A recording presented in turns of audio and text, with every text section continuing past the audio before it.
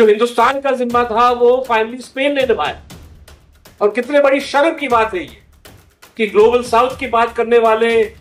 विश्व गुरु की बात करने वाले, न जाने कौन कौन से स्लोगन देने वाले, आप जो है रंगे हाथ पकड़े गए कि आप असला बेच रहे करके भारतीय सरकार की मदद के चलते वहां पे भेजा जाता है। और उसके बाद जो है भारत सरकार को अकल आती कि नहीं नहीं यहाँ पे जंग हो रहा है, तो फिर उन्होंने एडवाइजरी जारी की कि भाई हिंदुस्तानियों को इजराइल नहीं जाना चाहिए। लेकिन आपने भेजा, आपने मजदूरों को भेजा, आपने फिलिस्तीनी मजदूरों की बेरोजगारी का जो प्लान है इजरायली हुकूमत का उसको सपोर्ट किया और हिंदुस्तानी मजदूरों को वहां पे भेजा मरने के लिए। आज का जो सवाल है, आज की जो चुनौती है, वो हिंदुस्तान के लिए बहुत बड़ा, बहुत अहम एक सवाल, एक प्रश्न बन चुका है कि क्या नस्लकुशी में, क्या जेनोसाइड में हिंदुस्तान की सरकार, हिंदुस्तान की आवाम शामिल होना चाहती है, क्या उसको नकारना चाहती है? अंतर्राष्ट्रीय कोर्ट जस्टिस आईसीजे जनवरी में जब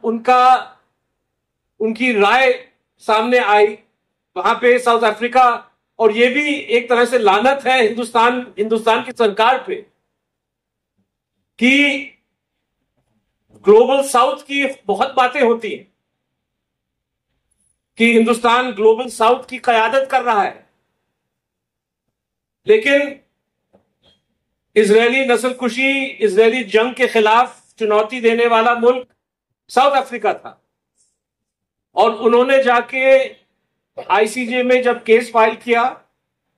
उस पर सुनवाई हुई और एक इंटरिम जजमेंट में आईसीजे ने कहा कि इजरायली एक्शंस को मद्देनजर रखते हुए, इजरायली नेताओं के अलग अलग जो बयान हैं उनको नजर रखते हुए कोर्ट को लगता है कि जो तथ्य साउथ अफ्रीका ने आगे पेश किया है ये जेनोसाइड का एक इशारा हमको दे रहा है। पूरी केस जो है उसकी सुनवाई अभी होगी, लेकिन जहां तक आईसीजे की जो प्रिलिमिनरी रूलिंग है वो ये है कि जिस तरह से इजराइल गजा पट्टी में फिलिस्तीनियों के खिलाफ जंग लड़ रहा है, उसमें जेनोसाइड के आसार, जेनोसाइड का खतरा साफ दिखता है। और बहुत सारे ऐसे एक्ट्स हैं जिसको आप उस जेनोसाइड के साथ आप जोड़ सकते हैं। तो जब जेनोसाइड कन्वेंशन की बात आती है, ऑलरेडी कॉमरेड बृंदा करात ने कहा कि जेनोसाइड कन्वेंशन और आईसीजे रूलिंग के तहत, और जॉर्ज रेस ने भी कहा कि भाई इसके तहत हर जो मुल्क है आपका एक कानूनी फर्ज बनता है कि आप उस जेनोसाइड को, उस नस्लकुशी को, उस नरसंहार, उस मैसेकर, उस जेनोसाइड को बढ़ावा नहीं देंगे। ये आपका एक इंटरनेशनल ऑब्लिगेशन है। और जिस तरह से हिंदुस्तान से तकरीबन 4-5 ऐसे मिसाल सामने आए हैं, क्योंकि मदद कई प्रकार की होती है, अलग अलग किस्म की मदद होती है, लेकिन सबसे घिनौना, सबसे जो है खराब जो मदद एक ऐसे हालात में वो है जब आप इजरायली हुकूमत को आप असले बेच रहे हैं। और ये डॉक्यूमेंट हो चुका है, पहले शेपर्ड मीडिया ने इस बात का उजागर किया मार्च में, उसके बाद जो हमारे साथी हैं आर रामचंद्रन, उन्होंने इंपोर्ट एक्सपोर्ट डेटा को बारीकी से उसका अध्ययन करके ये तथ्य निकाले कि रक्षा मंत्रालय बार बार जो है लाइसेंस दे चुका है उन कंपनियों को जो इजराइल को हथियार बेच रहे हैं। और 2 या 3 ऐसे मिसाल इन्होंने रिपोर्ट किया, और 2 अलग अलग जो है, पता नहीं वो किस लाइसेंस से ताल्लुक रखने वाली शिपमेंट्स थी, लेकिन स्पेन में जो पकड़े गए ये भी एक तरह से लानत हो हिंदुस्तान की सरकार पे कि जिम्मा आपका बनता है कि आप जेनोसाइड को सपोर्ट नहीं करेंगे। आपने हिंदुस्तान से हथियार बेचे, जहाज से गए, और स्पेन की हुकूमत, वहां पे भी स्पेन की हुकूमत इसलिए शायद मजबूर हुई क्योंकि वहां के जो मजदूर संगठन है, वहां के जो ट्रेड यूनियंस हैं, वहां के जो सोशल ऑर्गेनाइजेशंस हैं, उन्होंने रिसर्च करके इस बात को पकड़ा कि हालांकि जहाज में लिखा गया कि भाई कुछ और चीजें जा रही हैं, लेकिन हकीकत में यह है कि उसमें हथियार है। और स्पेन की हुकूमत ने उस शिपमेंट पे रोक लगाई। जो हिंदुस्तान का जिम्मा था वो फाइनली स्पेन ने निभाया। और कितने बड़ी शर्म की बात है ये कि ग्लोबल साउथ की बात करने वाले, विश्व गुरु की बात करने वाले, न जाने कौन कौन से स्लोगन देने वाले, आप जो है रंगे हाथ पकड़े गए कि आप असला बेच रहे हैं और दूसरे मुल्क जो है उस पर रोक लगाने की कोशिश कर रहे। दोस्तों, मैं एक और बात रखना चाहूंगा कि ये जो सवाल उठ रहा है और कल जिस खत को रक्षा मंत्रालय को भेजा गया, जिसमें 40 से 50 ऐसे लोगों ने उस पे दस्तखत किया जो हिंदुस्तान के प्रसिद्ध बहुत मशहूर लोग हैं, और उन्होंने कहा कि इस एक्सपोर्ट पे रोक लगाया जाए फौरी तौर पे। मैं आपसे ये कहना चाहूंगा कि ये सिर्फ एक नैतिक या एक मॉरल सवाल नहीं है। मॉरल ऑब्लिगेशन तो है ही हिंदुस्तान का कि आप इस जेनोसाइड को बढ़ावा नहीं देंगे, इसकी मदद नहीं करेंगे। लेकिन मैं ये भी कहना चाहूंगा कि जिस तरह से वहां पे चीजें हो रही हैं, अगर ये जंग इसी तरह चलता गया, अगर नेतन्याहू सरकार इसी तरह अपनी कार्रवाई करती रही, तो भारत के राष्ट्रहित को भी बहुत भारी नुकसान और पहुंचने वाला है। ऑलरेडी नुकसान पहुंच चुका है। लेकिन मैं कह रहा हूं कि जो लोग बहुत फख्र से कहते हैं कि हमारी फॉरेन पॉलिसी जो है इंडिया फर्स्ट है, तो इंडिया फर्स्ट का मतलब है कि जब आपका जो भूतपूर्व सैनिक कर्नल वैभव काले जो यूनाइटेड नेशंस में काम कर रहे हैं और गजा पट्टी में उसकी डिप्लॉयमेंट होती है, जब इजरायली बम के जरिए उसको मारा जाता है और यह बात साबित हो जाती है कि इजरायल ने डायरेक्टली यूएन गाड़ी को निशाना बनाया, उसमें हिंदुस्तानी नागरिक की हत्या होती है, आप चुप रहते हैं। क्या ये इंडिया फर्स्ट का मिसाल है? जब फिलिस्तीनी मजदूरों को अपने अपने जॉब से निकाला जाता है और इजरायल में एक बड़ी सी क्राइसिस हो जाती है कि भाई अब काम कौन करेगा, हिंदुस्तान में उस मैदान जंग में भेजने के लिए जो है नौजवानों को रिक्रूट करके भारतीय सरकार की मदद के चलते वहां पे भेजा जाता है। और उसके बाद जो है भारत सरकार को अकल आती कि नहीं नहीं यहां पे जंग हो रहा है, तो फिर उन्होंने एडवाइजरी जारी की कि भाई हिंदुस्तानियों को इजरायल नहीं जाना चाहिए। लेकिन आपने भेजा, आपने मजदूरों को भेजा, आपने फिलिस्तीनी मजदूरों की बेरोजगारी का जो प्लान है इजरायली हुकूमत का उसको सपोर्ट किया और हिंदुस्तानी मजदूरों को वहां पे भेजा मरने के लिए। क्या ये भारत फर्स्ट, इंडिया फर्स्ट का मिसाल? इजरायल ने पहले लबनान पे और अब ईरान पे हमला किया है। आप किसी भी यहां पे हमारे वरिष्ठ जो है फॉरवर्ड डिप्लोमैट्स बैठे, इनसे आप पूछ सकते हैं कि इजरायल का मंसूबा क्या है, इरादा क्या है। इजराइल का इरादा यह है और खासतौर पे नेतन्याहू का इरादा यह है कि ये जंग जिसके चलते इतना जो है मॉरल नुकसान इजरायल और इजरायली लोगों को झेलना पड़ा है, क्योंकि पूरी तरह से ये लोग नस्लकुशी में मुलविस हैं। इससे कैसे बचा जाए, इससे कैसे जो है नेतन्याहू अपने आप को बचा ले, एक ही रास्ता उनके सामने है कि वो जंग को और बड़े पैमाने पे फैलाए।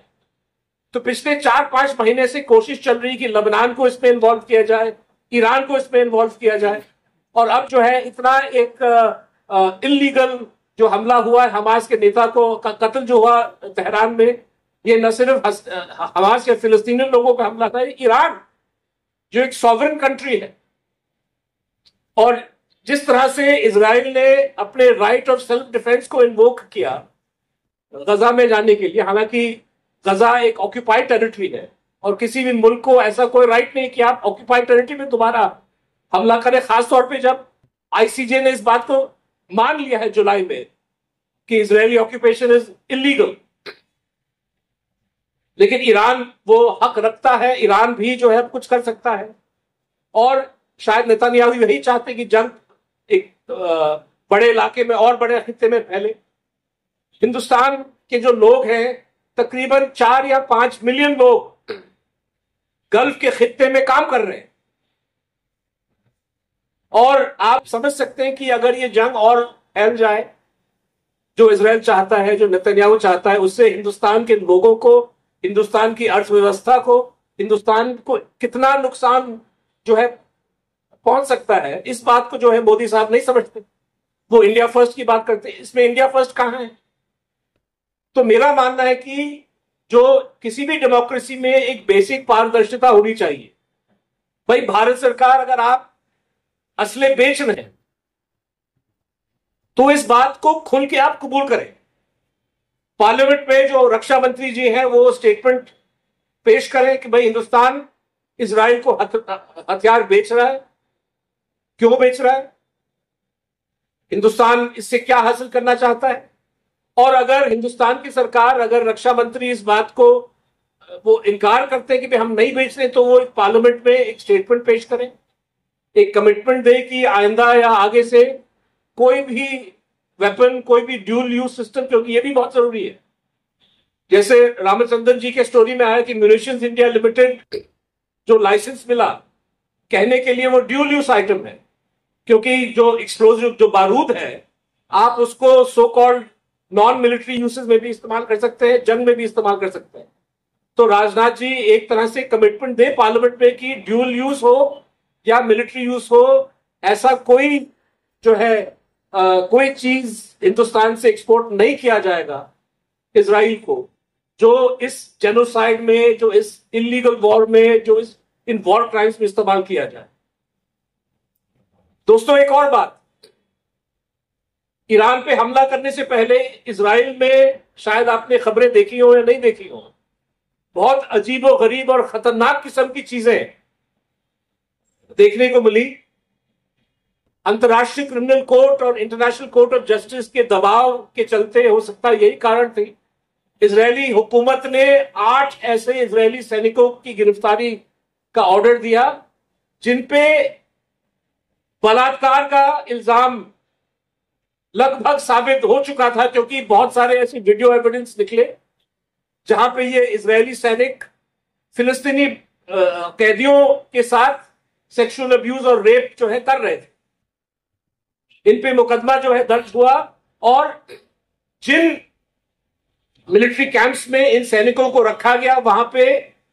न सिर्फ ये राइट विंग जो दक्षिणपंथी इजरायली संगठन है उन्होंने हमला किया, बहुत सारे ऐसे मेंबरान पार्लियामेंट, मैंने ऐसे ऐसे बयान पढ़े जो नेतन्याहू के पार्टी के मेंबर हैं और एमपी हैं। और जैसे हिंदुस्तान में आमतौर पे ये सुनने को मिलता है कि भाई अगर कोई बीजेपी का या कोई ऐसा कोई आदमी गिरफ्तार होता है जो जो सिस्टम को बड़ा प्यारा वो है, तो कहते हैं कि नहीं इसने किया नहीं होगा, ये इल्जाम झूठा है। इजराइल में जो मेंबरान पार्लियामेंट सड़क पर उतरे हैं वो कह रहे हैं कि ये इल्जाम सही भी हो, लेकिन जो काम, जो कृत्य इन्होंने किया, ये सही किया। यानी कि ऐसे ऐसे मेंबरान पार्लियामेंट है उस देश में जो हिंदुस्तान का स्ट्रेटेजिक पार्टनर है, जो खुल के बलात्कार, सेक्सुअल असॉल्ट, टॉर्चर, ये कहते हैं कि ये जायज है। तो मुझे लगता है कि ये हिंदुस्तान के लिए, हिंदुस्तान के लोगों के लिए, हिंदुस्तान के की पॉलिटिकल क्लास के लिए बहुत बड़ी चुनौती कि आपने कैसे कैसे दोस्त पाल रखे, ये कैसा रिश्ता है। और ऐसी हुकूमत को आप बढ़ावा दे रहे हैं, ऐसे जंग को आप बढ़ावा दे रहे हैं, नस्लकुशी को, जेनोसाइड को आप बढ़ावा दे रहे हैं। ये कहां तक, किस दुनिया में ये भारत के नैतिकता के पक्ष में है, किस तरह से ये इंडिया के नेशनल इंटरेस्ट में है, ये इंडिया के नेशनल इंटरेस्ट के खिलाफ है। और इसलिए मैं समझता हूं कि ये जो चिट्ठी भेजी गई कल रक्षा मंत्रालय को, रक्षा मंत्री को, इसमें भारत सरकार गंभीरता से सोचे। ये सवाल मैं वृंदा जी से सहमत हूं कि पार्लियामेंट में इस पर चर्चा होनी चाहिए और सरकार से एक फॉर्मल स्टेटमेंट मांगी जाए जिसमें वो कमिटमेंट दे कि हिंदुस्तान कोई ऐसा रोल नहीं प्ले करेगा जिससे हिंदुस्तान के जो इंटरनेशनल लीगल ऑब्लिगेशंस हैं उसकी उल्लंघना हो। खबरों में बने रहने के लिए फोरम 4 को सब्सक्राइब करें और नोटिफिकेशन पाने के लिए बेल आइकन दबाएं।